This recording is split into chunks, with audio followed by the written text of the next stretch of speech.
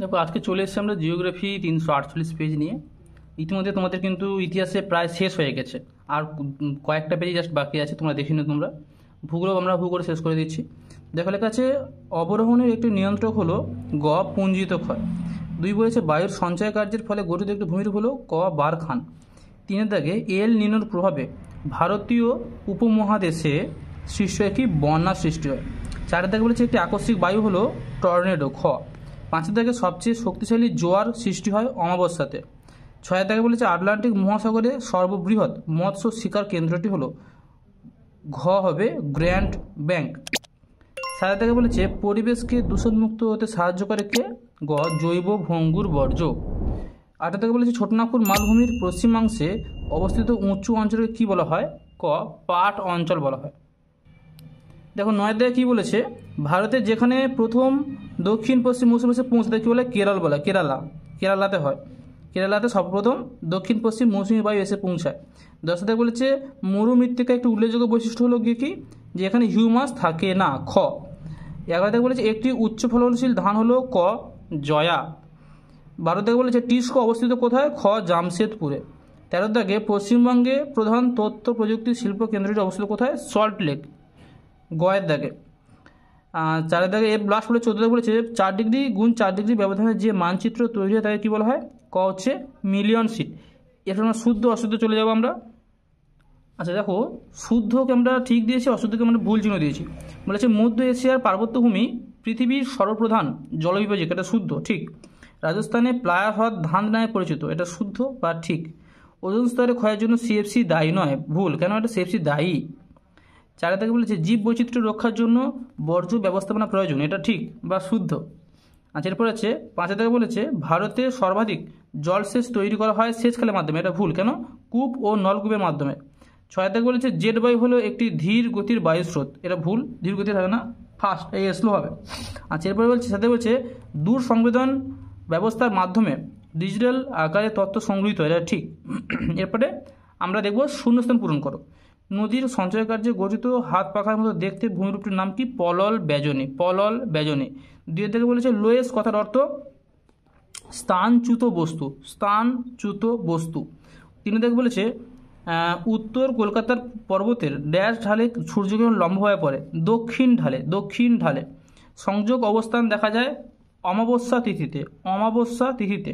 5 থেকে বলেছে গ্যাসীয় বর্জ্য ব্যবস্থাপনার একটি বিশেষ প্রক্রিয়া হলো কি স্ক্রাবার, দন্তস্বর কয়রা লাগা স্ক্রাবার, ঠিক আছে। অস্ট্রেলিয়ায় প্রবাহিত উষ্ণ স্থানীয় বায়ুর নাম কি ব্রিক ফিল্ডার। অনুপ্রবেশ ঘটলে কোনো দেশের জনসংখ্যা কী হবে ড্যাশ পাবে, বৃদ্ধি পাবে। এরপর আমরা একটি শব্দের উত্তরে চলে এসে দেখো এখানে হচ্ছে প্রান্ত গ্রাফ রেখা কোথায় দেখা যায় হিমবাহে দেখা যায়। হোমোস্ফিয়ারের বিস্তার লেখো 0 থেকে 88 কিলোমিটার। বান ঢাকা কখন দেখা যায় বর্ষাকালে বান ঢাকা দেখা যায়। বেড কাকে বলে দেখো এই দুটো প্রশ্ন, বেড কাকে বলে এবং গ্রিড কি, এই দুটো বড় প্রশ্ন। আমরা শেষে তোমাকে বড় আকার সুন্দর করে লিখিয়ে দিচ্ছি ভিডিও শেষে, তোমরা এটা মনে করে রাখবে, ঠিক আছে। বেড কাকে বলে এবং গ্রিড কাকে বলে তোমরা এটা উপরে লিখে নিও তোমরা, ঠিক আছে। 5 থেকে বলেছে বর্জ্যর পুনর্নবীকরণের একটি উদাহরণ দাও, ঠিক আছে। কীভাবে খবরের কাগজ যেটা পুনর্নবীকরণ করা যায়। 6 বলেছে দক্ষিণ ভারতের সর্বোচ্চ শৃঙ্গের নাম কী হবে আনাইমুদি। কোন বহির্জাত শক্তির প্রভাবে অ্যারেট সৃষ্টি হয় হিমবাহের ক্ষয়কার্যের ফলে। এরপর আসছে আমরা দেখো এখানে বলেছে বাম দিক ডান দিক। আমরা জানি কি যে ঋতু মানে কি এখানে আসে দেখো মৌসুমী ঋতু হচ্ছে এখানে, ঠিক কথা। আর মেঘালয় মানে শিলং, এই দুটো ভালো করে জানি। আর গির কি অরণ্য মানে অভয়ারণ্য গির, তাহলে এইচএমটি পড়ে হচ্ছে এইচএমটি কী বলো যেটা থাকছে সেটা কি 4 বেঙ্গালুরুতে পড়ে আছে। এইভাবে তোমরা চেষ্টা করবে যে বাম দিক ডান দিক যেটা পারবে সেটাকে করে নেবে, তাহলে তোমাদের সুবিধা হবে তোমাদের ক্ষেত্রে।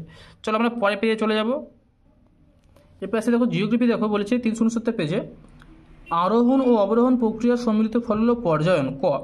দিয়ে বলেছে নদীর গতিবেগ দ্বিগুণ বেড়ে গেলে তার বহন ক্ষমতা বাড়ে কত গুণ 64 গুণ। ঘ যে পর্বতে সব থেকে বেশি পার্বত্য হিমবাহ দেখা যায় হিমালয় ক্ষয়ের দাগে। 4 থেকে বলেছে যে স্তরে অতি বেগুনি শোষিত হয় তাহলে কি খ স্ট্র্যাটোস্ফিয়ার। আচ্ছা এখানে একটা জায়গাটা যে করে স্টুডেন্টরা করেছে আমি ভালো করে দেখবে এটা, যে স্তরে অতিবেগুনি রশ্মি শোষিত হয় তা হলো, আমাকে ভালো করে এই জায়গাটা দেখতে হবে, ঠিক আছে। কোন স্তরে অতি বেগুনি শোষিত আমাকে চেক করতে হবে, ঠিক আছে। এটা এটা ঠিকই আছে, এটা স্ট্র্যাটোস্ফিয়ার হবে। স্ট্র্যাটোস্ফিয়ারের মধ্যেই মেসোস্ফিয়ার আছে, ঠিক আছে, মেসোবাজি দেখা যায়। আর এরপর আমি দেখেছি যেটা ওজোন স্তর, ওজোন স্তরটা এর মধ্যেই আছে, ঠিক আছে। এরপর দেখা যাবে যেটা 5 থেকে বলেছে চীন সাগরের বিধ্বংসী ঝড়কে কী বলা হয়? টাইফুন বলা হয়। কী বলা হয়? টাইফুন বলা হয়। এবার 6 থেকে বলেছে পৃথিবীর কেন্দ্রাতিক বলের প্রভাবে যে জোয়ার হয় তা হলো কি ড্যাশ গৌণ জোয়ার। 7 থেকে বলেছে গঙ্গা অ্যাকশন প্ল্যান পরিকল্পনাটি গৃহীত হয় কত সালে? 1986 সালে। 1986, ঠিক আছে, 1986। এরপর হচ্ছে আয়তনের বিচারে পৃথিবীতে ভারতের স্থান কত? সপ্তম স্থান। এরপর বলেছে দক্ষিণ ভারতের অধিকাংশ নদী হলো কি? খ পূর্ব বাহিনী নদী, ঠিক আছে। বলেছে 10 থেকে বলেছে একটি সরলবর্গী উদ্ভিদ হলো কি? ক পাইন, ঠিক আছে। 11 থেকে বলেছে দক্ষিণ ভারতের ম্যানচেস্টার কাকে বলা হয়? গ হচ্ছে কোয়েম্বাটোর। কাকে বলা হচ্ছে? গ কোয়েম্বাটোরকে বলা হচ্ছে। 12 বলছে ভারতের কোন রাজ্যের সাক্ষরতার হার থেকে বেশি? কেরালা। কতে? কেরল। 13 থেকে বলেছে ভারতের NH-19 সড়কপথের বিস্তৃত দিল্লি থেকে কলকাতা। ক লাস্ট 14 থেকে বলেছে টপোগ্রাফিক্যাল মানচিত্রের সমোন্নতি রেখা অঙ্কন করা হয় কোন রং দিয়ে? বাদামি রং দিয়ে। আমরা প্রত্যেকে ভালো করে জানি, ঠিক আছে, বাদামি রং দিয়ে। দেখো চলে এসে আমরা শুদ্ধ অশুদ্ধ, আমরা শুদ্ধকে ঠিক দিয়েছি, অশুদ্ধকে ভুল দিয়েছি। দেখো মিশিমিশি নদীর বদ্বীপ পাখির পায়ের মধ্যে দেখতে, এটা শুদ্ধ। 2 থেকে বলেছে সমুদ্রবায়ু ও স্থলবায়ু আকস্মিক বায়ুর উদাহরণ। ভুল, এটা কি হবে? সাময়িক বায়ুর উদাহরণ। সাময়িক দন্তসাকার ম অন্তস্থ হস্যই ক, সাময়িক বায়ুর উদাহরণ। 3 থেকে বলেছে পশ্চিমা বায়ুর প্রভাবে সমুদ্র স্রোত পূর্ব থেকে পশ্চিম প্রবাহিত হয়। এটা ভুল হবে, কেন? এটা পশ্চিম থেকে পূর্বে হবে। দেখো এটা আমি দেখেছি পশ্চিম থেকে পূর্ব প্রবাহিত হয়, ঠিক আছে। 4 থেকে বলেছে ধানের খোসা পচে নির্গত হয় মিথেন গ্যাস। সঠিক জিনিস। 5 থেকে বলেছে নবীন পলিমাটিকে ভাঙ্গার বলা হয়। এটা ভুল, কেন? এটা খাদার বলা হয়। কি বলা হয়? খাদার বলা হয়। 6 থেকে বলেছে দারিদ্র ও অশিক্ষা জনসংখ্যার দ্রুত বৃদ্ধির জন্য দায়ী। ঠিক কথা। RF 1:10 লাখের অর্থ 1 সেমি = 10 কিলোমিটার। সঠিক।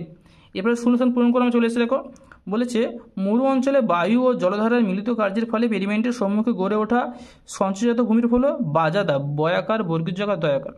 2 বলেছে হিমবাহের প্রবাহের দিক মসৃণ ও বিপরীত দিক অমসৃণ তাকে কী বলা হয়? রসে মোতানে। রসে মোতানে, ম তয়াকার দন্তনে, রস মোতানে। 3 বলেছে রাত্রিবেলা স্থলভাগ থেকে জলভাগের দিকে ড্যাশ বায়ু প্রবাহিত হয়। কি? স্থলবায়ু প্রবাহিত হয়। 4 থেকে বলেছে মুখ্য জোয়ার যে স্থানে সৃষ্টি তাকে কী বলেছে? বিপরীত স্থানে, তার বিপরীত স্থানে গৌণ জ্বর হয়। 5 থেকে বলেছে ভারতের বৃহত্তম হ্রদ হলো কি? ভেম্বানাদ। ভয়াকার, ময়বয়াকার, দন্তনাকার, ভেম্বানাদ। 6 থেকে বলেছে পূর্ব ভারতের বৃহত্তম পেট্রোলেশন শিল্প কেন্দ্রটি হলো কি? হলদিয়া। পূর্ব ভারতের বৃহত্তম পেট্রোলেশন শিল্প কেন্দ্র হলো কি? হলদিয়া। আর 7 থেকে বলেছে ভারতের মহাকাশ গবেষণা সংস্থা কি? বেঙ্গালুরু। দেখো লাস্ট চলে এসছে, এখানে একটি শব্দের উত্তর দাও। বলেছে শুষ্ক অঞ্চলের গিরিখাতকে কি বলা হয়? ওয়াদি। ওকার অন্তঃসাকার দয় আছে, ওয়াদি বলা হয়। 2 ক্রান্তীয় রেখার মধ্যবর্তী তাপমণ্ডলকে কি বলা হয়? উষ্ণমণ্ডল বলা হয়। উষ্ণমণ্ডল। প্রশান্ত মহাসাগরের শীতল ও একটি উষ্ণ স্রোতের নাম লেখো। সেটা হচ্ছে বেরিং, বয়াকার, রয়সি, অনুসার। আর উষ্ণ হচ্ছে কুরেসিও। DDT কথার পুরো অর্থ কি? ডাইক্লোরো ডাইফিনাইল টাইক্লোরো ইথেন, ঠিক আছে, ডাইফিনাইল টাইক্লোরো ইথেন। এবার 5 থেকে বলেছে কাশ্মীর উপত্যকায় কারেওয়া মাটি কোন চাষের জন্য বিখ্যাত? জাফরান। বর্গীয় জায়গার ফর জাফরান। ভারতের বৃহত্তম ইস্পাত উৎপাদক সংস্থার নাম কি? Steel Authority of India Limited. 7 থেকে বলেছে ভারতের সর্বাধিক জনবিরল রাজ্যের নাম কি? সিকিম। দেখো লাস্ট চলে এসেছে আমরা এখন বাম দিক ডান দিক। তো সেই একই বলবো, ধান গবেষণা কেন্দ্র জানি ওড়িশার কটক, এটা প্রত্যেকে ম্যাচ করে নেবে, ঠিক আছে। হাইটেক সিটি মানে কি আমরা বুঝি ভালো করে? হাইটেক সিটি। এখানে দেখো ব্যাঙ্গালোর নিতে লিখে হায়দ্রাবাদ হবে, হায়দ্রাবাদ। তাহলে এখানে এই দেখো দু চলে গেছে। বৃষ্টির ছায় অঞ্চল আমরা জানি কিন্তু শিলং। তাহলে লবণাক্ত জলভূমি কী হবে? মাস্ট একটাই আছে, সেটা হচ্ছে গুজরাট।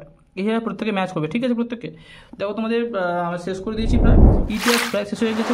পথে জীবন বিজ্ঞান কন্টিনিউ শেষ করছি, সাথে বাংলা ভৌতবিজ্ঞান আছে। তোমরা সব উপরে দেখতে হচ্ছে প্লেলিস্ট ভাসছে, তোমরা প্লেলিস্টগুলো চেক করো, সমস্ত ভিডিওগুলো দাগ দিয়ে নাও। সাথে মাধ্যমিক পরীক্ষা তোমাদের খুবই ভালো হোক, আমি এটাই প্রার্থনা করি।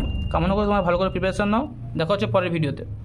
2টো প্রশ্ন থেকে বাকি ছিল। একটা হচ্ছে বেড কাকে বলে? নিম্ন সমতল ভূমি ও সমুদ্রের খুব কাছে অবস্থান করার কারণে বর্ষাকালের বেশিরভাগ অংশ বন্যার কবলে পড়ে যায়।